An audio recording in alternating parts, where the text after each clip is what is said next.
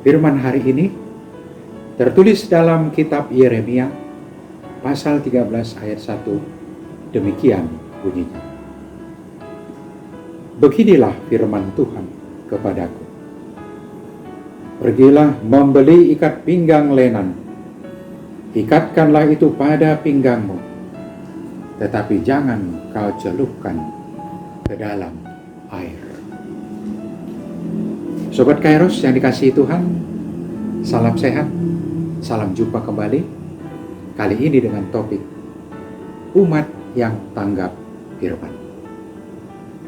Mari kita mulai dari komunitas tua zaman kitab suci. Sejarah keumatan Alkitab adalah sejarah tentang kepedulian terhadap suara ilahi.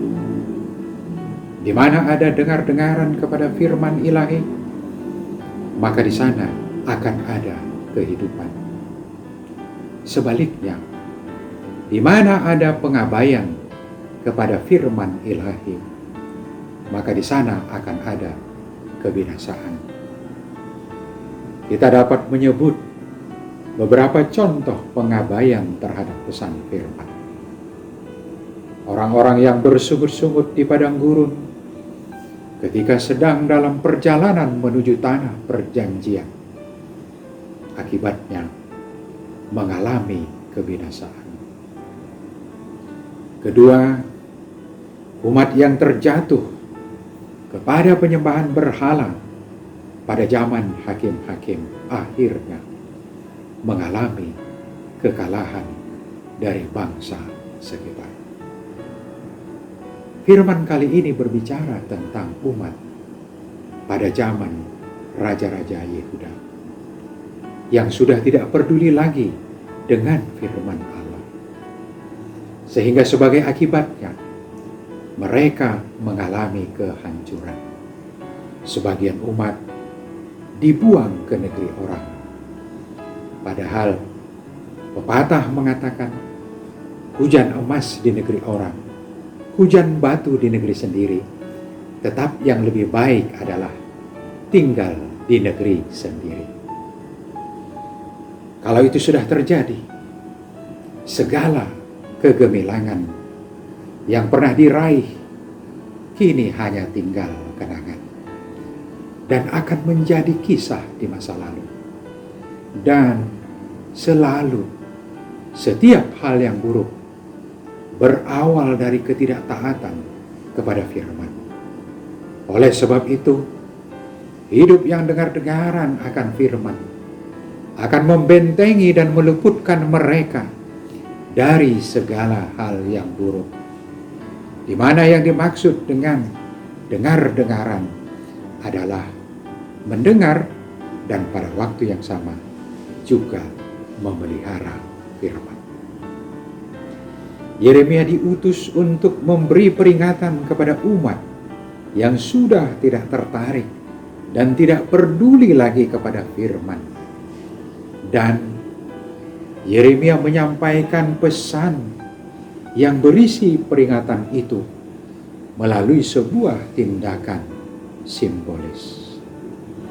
Menyampaikan pesan firman dengan cara seperti itu memang tidak lazim pada masa kini. Tetapi beberapa kali juga digunakan oleh Yehezkiel, juga Hosea. Tindakan simbolis yang dimaksud juga bukanlah sebuah bahasa tubuh yang menggambarkan respon atau suasana hati sesaat. Ini adalah sebuah genre gaya bahasa perbandingan yang tidak kita temukan padanannya dalam ilmu bahasa kita. Oleh karena tindakan simbolis yang dimaksud baru akan dipahami jika maknanya telah dijelaskan. Yeremia diperintahkan untuk melakukan beberapa tindakan, yaitu mulai dari membeli dan memakai ikat pinggang, lalu membuangnya di sebuah tempat, dan akhirnya setelah beberapa waktu memeriksa ikat pinggang itu kembali yang ternyata telah membusuk. Pada masa itu, ikat pinggang atau sabuk berfungsi sebagai alat pengikat pakaian yang letaknya persis di pinggang. Lalu sebagai pengikat, ia terbilang bagian yang amat penting karena menjaga kemuliaan atau kehormatan dari manusia yang mengenakannya. Demikianlah dikiaskan umat Allah, ibarat sabuk yang berharga bagi pemilik pakaian. Maka demikianlah umat Allah selama ini telah menjadi umat yang mulia dan berharga di hadapan Tuhan dan juga di hadapan sesama. Malang tidak dapat ditolak, untung tidak dapat diraih. Ikat pinggang itu kemudian dibuang ke celah tepi sungai Efrat hingga kemudian membusuk. Keadaan membusuk menggambarkan keadaan umat yang meskipun sebelumnya mengalami kegemilangan dan kemuliaan, apa boleh buat, akibat abai terhadap firman, akhirnya akan mengalami kekalahan dan kehancuran. Dalam ayat 10 dan 11 dikatakan, sebelumnya mereka ternama, terpuji, dan terhormat.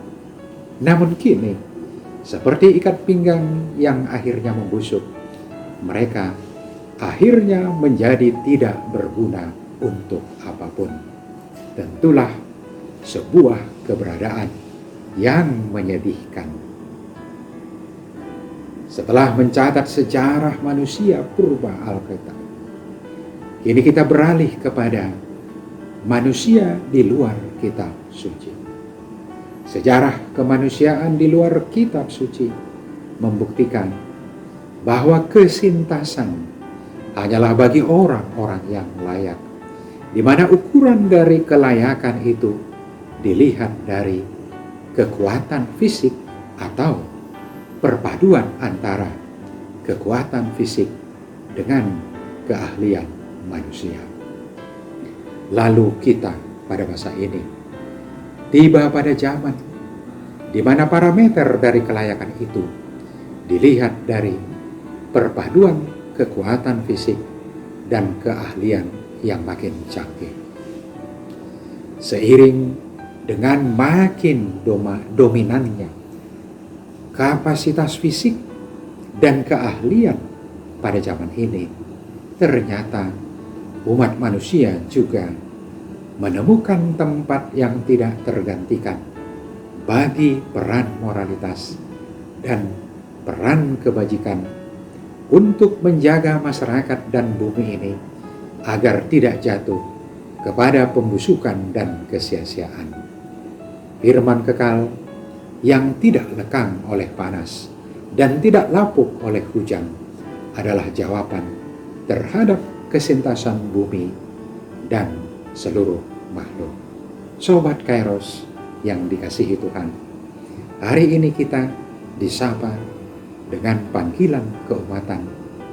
Firman kekal menyapa semua umat. Mari bersatu membangun hidup yang lebih baik, di mana setiap pribadi mengambil peran yang khas untuk kebaikan semua. Selamat beraktivitas. Kiranya Tuhan menambahkan hikmat dan sukacita, serta melindungi masyarakat, bangsa, dan bumi kita hari ini dan selamanya. Amin.